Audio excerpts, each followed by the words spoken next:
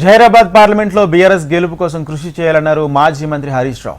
మోసాలతో కాంగ్రెస్ అధికారంలోకి వచ్చిందని ఆరోపించారు.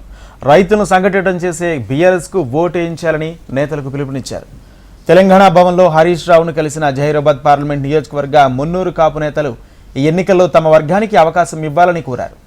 మున్నూరు కాపు వర్గానికి కేసీఆర్ అనేక అవకాశాలు ఇచ్చారని గుర్తు చేసిన హరీష్ రావు నేతల వినతిని అధినేత దృష్టికి తీసుకువెళతానని హామీ ఇచ్చారు. పార్టీ అధ్యక్షుల వారి దృష్టికి తీసుకువెళ్ళి మీ ఆలోచనను తప్పకుండా పార్టీ కూడా అమలు చేస్తుంది.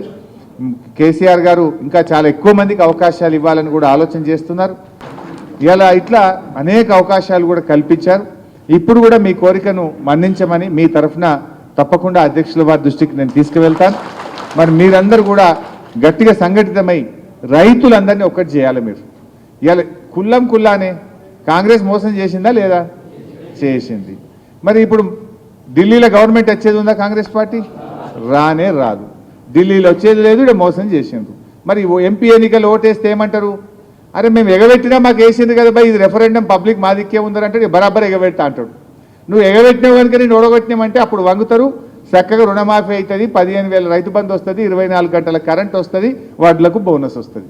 ఇవి రావాలంటే మనం ఎంపీ ఎన్నికల్లో కాంగ్రెస్ పార్టీని చిత్తుగా ఓడగొట్టనే మనకి ఇవన్నీ అమలవుతాయి.